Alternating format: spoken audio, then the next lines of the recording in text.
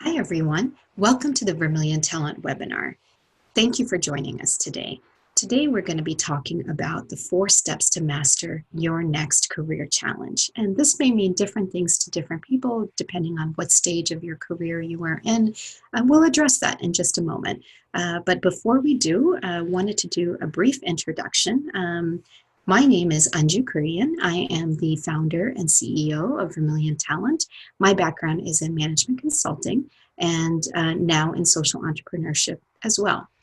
Sharing a bit about my story with you to help you to understand how Vermilion came to be. I am a mom to 2 wonderful boys. I actually took some time off when they were born and returned to the workforce in 2012 when my youngest started kindergarten. And when I went through that process is when I understood the enormity of a career change, a career transition, and the grit, the perseverance, the planning required to navigate that successfully. I looked around for resources as I was going through that process and really didn't find anything or anyone that could help me. And so I did it on my own. I got back in, and looking back, I recognized that this really was a need for other professional women, not just to make a return back to work, but also to navigate other career transitions that come up, which we'll talk about in just a moment. I wanted to take a moment and introduce the Vermilion team. I'm fortunate to work with an amazing group of women. We have Betsy Ferran Owens, who is our Chief Revenue Officer, Sheila Narayanan, who is our Chief Operating Officer, and Alyssa Tomasetti, who heads up marketing for us. Each of them bring a unique perspective as they've been through multiple career transitions on their own, switching companies, switching jobs, switching careers, moving from corporate to entrepreneurship. And all of this has really defined how we have set up Vermilion for You, which we will talk about in just a moment as well. A few reminders before we get started. Again, thank you for making this time to focus on you and your career and your next steps. Want you to get the most out of this experience. So just a bit of housekeeping, if you will. Make sure that you can hear me. Turn up that volume. Turn off your phones. Turn off social media and any other distractions that may be in your way. And if you need to pause this webinar for just a moment, grab a cup of tea, settle in. We want to make sure that the next few minutes that we spend together are worthwhile and that you are in a great mindset as we go through the material together. Our vision for Vermilion is very simple. It, again, was born out of my experience, our collective experience with the Vermilion team, and it's to lead women through every chapter of their careers with clarity, with community, with confidence, and of utmost importance, with care. So we spent some time talking about me, about Vermilion, about our wonderful team. Want to shift the focus back to you, to helping you identify what phase of your career you are in, and talking a little bit about each phase and its unique challenges. So first, we have recent graduates. So recent college graduates who have just come out, lots of academic knowledge, but perhaps not as much work experience. Coming out and looking for jobs and realizing that people are asking for experience. You also may be under some financial pressure because of student debt, and in many cases, or in some cases, could be that you are underemployed. Perhaps you've taken a job that you're overqualified for because of that mounting financial pressure that you may be under. As you progress through your career, you turn into a young professional. During this time is also when people are getting married, having children, and at the same time, you are now more experienced, seeking advancement, seeking promotions, and looking for opportunities at work. This can be tough because you are struggling with both a very active work life and a very active family life. For those of us that took some time off, as I did, the next stage could be returning to the workforce. If you're out there and have taken some time off and are returning back to work, some of the challenges that you may face may be that you know that you have experience, but there can be a bias when you go out there to return to the workforce in terms of your career gap. I think many people have experienced this.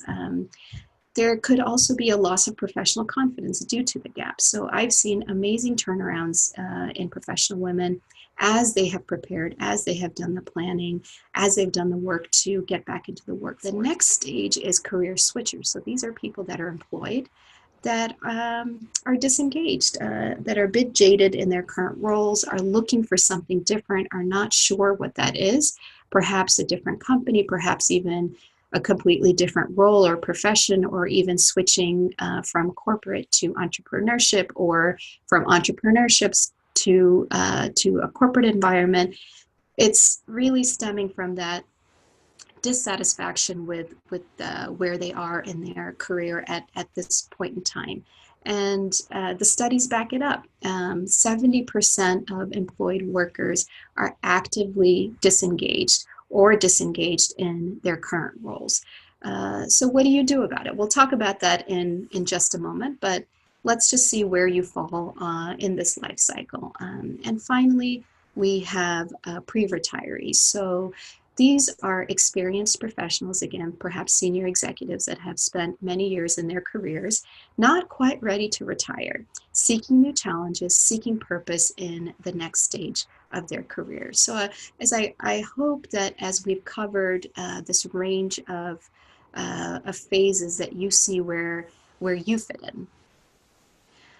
Although each of these stages are different, we do have something in common as women, as professional women. And I want to just point your attention to this quote, which I thought was perfect, which is, "Give me 6 hours to chop down a tree and I'll spend the first 4 sharpening the axe," which is a quote by Abraham Lincoln. You may be familiar with it.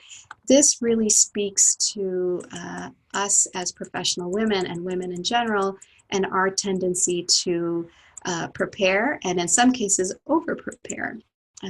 However, as you think about your career, we view preparation as an asset. It allows you to address where you are today, address any meaningful gaps, and build confidence, build career confidence as you move towards the next challenge. And that's what brings us to our topic of discussion today, which is 4 steps to master your next career challenge. So as I mentioned, this may mean different things to different people, but want to step back and talk about the why before we get into the details of each of these 4 steps. Our environments are changing rapidly. Companies have to adapt to keep up. They are constantly innovating. They're surveying the landscape. They're looking for opportunities, looking for partnerships, looking for talent in order to maximize their shareholder value. My question to you today is, are you doing the same? Who is your ultimate shareholder, and what are you doing to innovate your own career? Companies, if you, by comparison, innovate not only to survive, but also to thrive. And this is a principle that we think that you as an individual should apply to your career as well. So keeping innovation in mind, we have centered our thinking around these 4 career dimensions that we want to share with you today. These elements are not static. They evolve as you evolve and progress through each of those career stages that we just discussed. And over time, paying attention to each of these areas will build what we call career confidence. Our first step of building your career confidence has to do with your career skills. So what do I mean by career skills? These are the skills necessary to grow your career. So regardless of what stage that you're in, it is what will allow you to get to the next stage, to keep growing, to keep progressing. So for example, planning, career planning. How clear are you in your vision for your career? If you were asked, where do you see yourself in the next 2 to 5 years? Would you be able to answer that question with confidence? It's understanding really where you are and what it is that you crave and what you want to design for yourself, not just in the short term, but in the long term. Thinking about planning, once you have that vision, you need to go out there and let people know what that vision is and actualize that. So networking is another career skill. Do you know how to network? I know many of us attend networking events, but are you selective in the events that you attend and the people that you spend time with? And when you get there, can you articulate clearly and with confidence what it is that you're looking for? I do believe that people are of the mentality that if you can clearly communicate what it is that they're looking for, what it is that you're looking for, that they will try to make a connection or try to be helpful. But it comes down to you being able to be clear about what it is that you're looking for. And this comes down to communication. So communicating is our third career skill. Your elevator pitch when you meet someone. How do you introduce yourself? I always ask the question, and in many interview situations as well, the first question is, tell me a little bit about yourself. Do you have a story? Do you have a pitch prepared? And when I say a pitch prepared, it's not to say that you have to have a canned response, but have you taken the time to think about your story? What is it that what you want people to know? Einstein said, if you can't simply explain something, that you don't understand it well enough. So have you taken the time to understand yourself and your key capabilities and what it is that you want to share with a potential interviewer or with someone at a networking event? Finally, the last skill in terms of career skills, which are applicable whether you're in a job search, whether you are working, is negotiating. So when that offer comes or when that promotion comes, do you have the skills to negotiate with skill and confidence? And a lot of this comes back to understanding, again, what your priorities are. So depending on the situation, let's say it is a situation where you are negotiating a raise at work. Understanding what's important to you. Is it your salary? Is it flexibility? Is it the visibility of the role? Is it title? Planning out how to negotiate can help you to achieve a better outcome. So all of this encompasses what we call career skills, and it's something to pay attention to. So as any other skill, this is something that can be developed, but it requires time and investment, which we'll talk about later as well. So our second step of the process is assessing your core expertise. So now that you have had a chance to articulate where you see yourself in the next 2 to 5 years, what unique skills do you have that support that vision for yourself? The first step to start this process is just inventorying what you've done. What skills do you have currently? How tech savvy are you? Do you understand the landscape of technologies in your space or in your target space?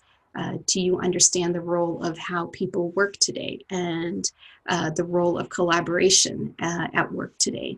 How does that fit into your vision? Now that you have an inventory of both your functional skills and your technology skills, are these in line with your goals? Check a few job descriptions to see if there's a fit. And if there isn't a fit or if there's a gap, let's identify what that gap is. If you're looking to make a transition into entrepreneurship, it's the same process. Looking at what your core functional skills are, looking at how comfortable you are on the technology side, and mapping that against the skills required to be an entrepreneur. And again, both of these come back to looking at what gaps are present and how to fill the gaps. So this requires, again, investment on your part, brushing up on new topics, perhaps online, in person, doing some continuing education. It may require a formal education if you're looking at making a drastic shift in your career or a new certification. Another way of filling the gap is to seek volunteer opportunities to practice these new skills and one, to test out if you're interested in pursuing it. And number two, from an experience perspective, hands-on experience is always the best. So all of these really are about assessing your core expertise and evaluating it against where you want to be and seeing where you are, what the gaps are, and then taking the steps to fill the gaps. But I don't recommend doing this out of order. Number one really stems from clarity and understanding where you want to be before you make any investments in new topics and new skills.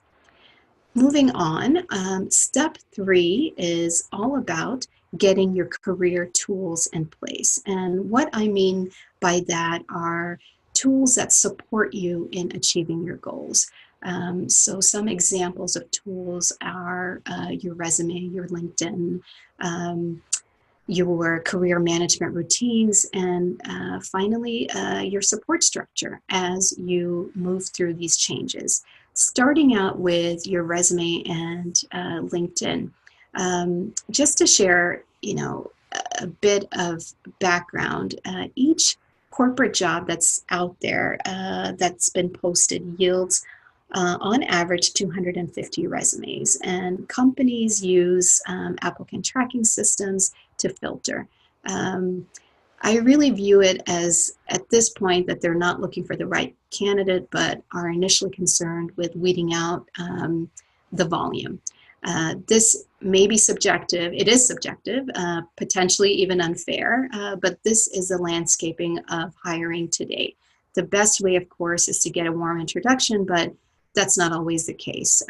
So really working on your resume to make sure that it is in sync with the new way of job search online is really important. And LinkedIn is equally important. Do you have a LinkedIn profile? I'm assuming most of you do, but if you don't, you really need to start a LinkedIn profile. LinkedIn is a bit different than your resume in that it reflects your personal brand. It's opportunity to let the viewer know a bit more about you, your core values, what you stand for, and it's more about who you are versus what you have done. So that's really important as well. The next area that I mentioned was career management routines. And what I mean by this is, again, what processes, systems, routines do you have in place to help you to develop your career skills, your professional skills, and even your mindset, which we'll talk about next? It's all about developing a career habit. What's in place today to help you to do this? Something to think about. And finally, who are you accountable to?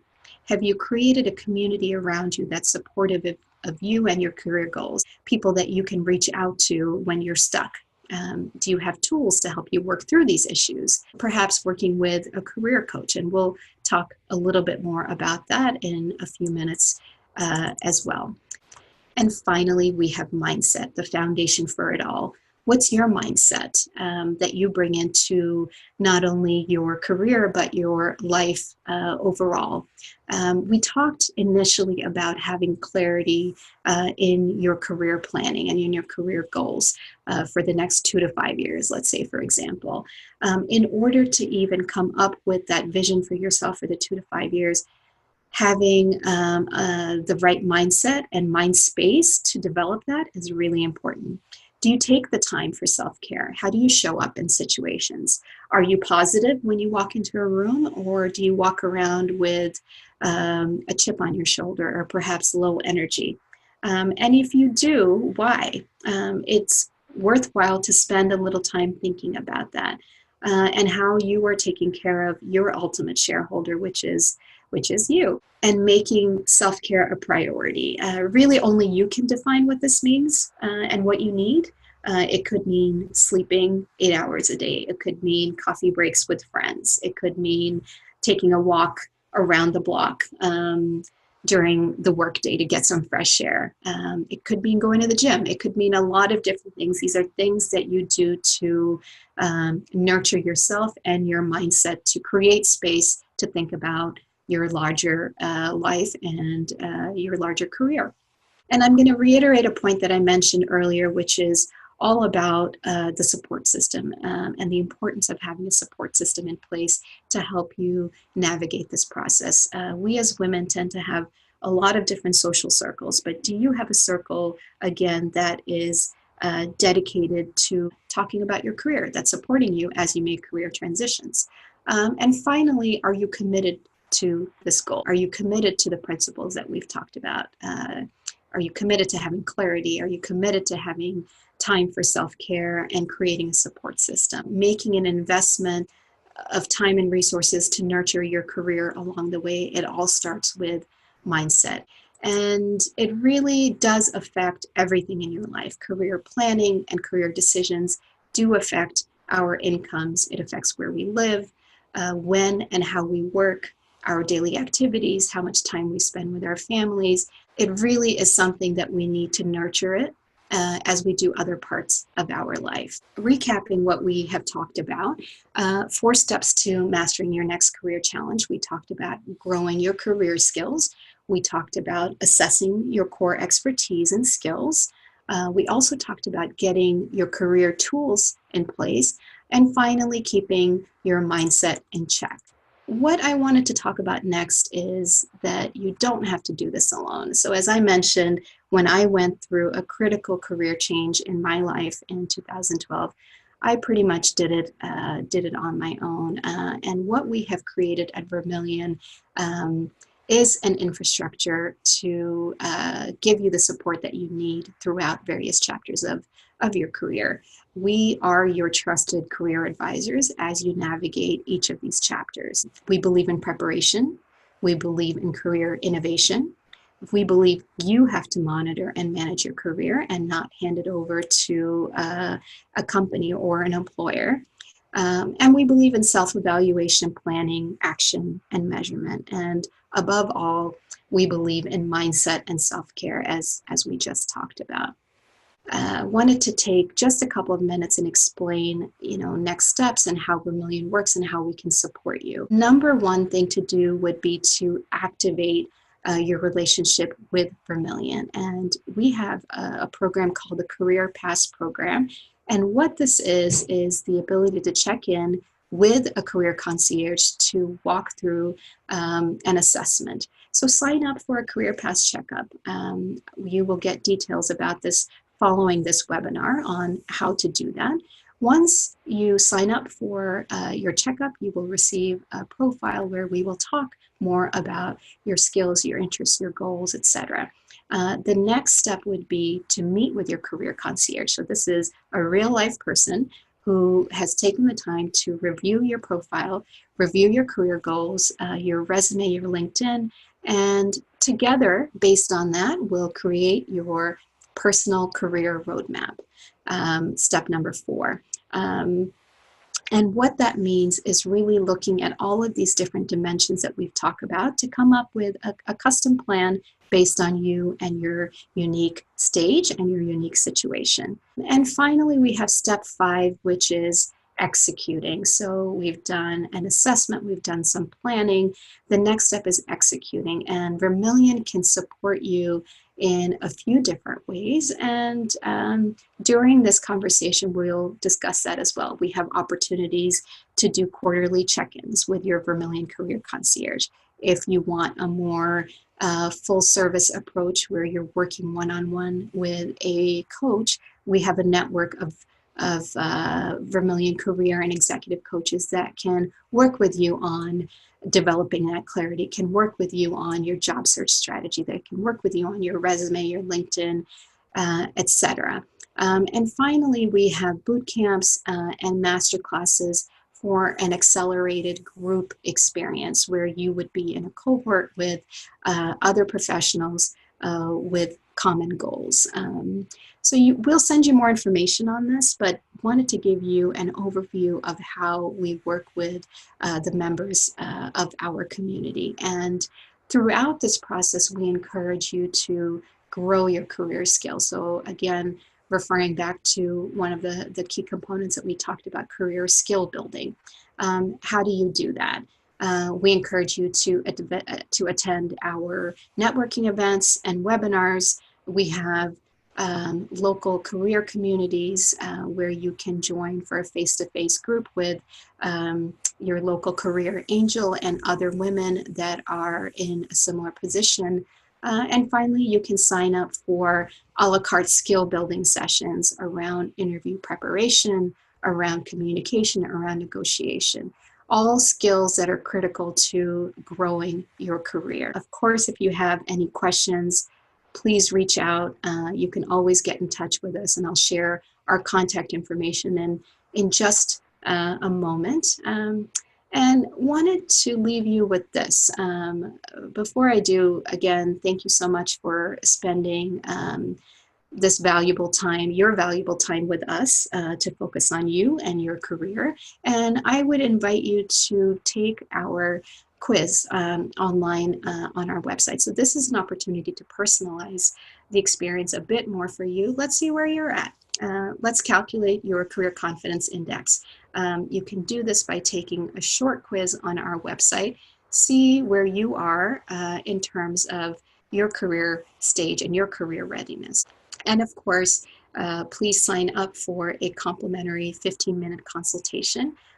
You will receive a link to that as well following this webinar. We encourage you to take everything that you have learned here today and personalize it. And the bottom line really is that everything that you're doing is really an investment in you, your career, and your future. And we at Vermilion are here to support you as you navigate these transitions, these changes, these opportunities that you want for yourself. Again, if you have any questions at all, please feel free to reach out. You can email us at hello@vermiliontalent.com. Take the quiz, schedule a consultation. We look forward to being your trusted advisor and part of your career journey.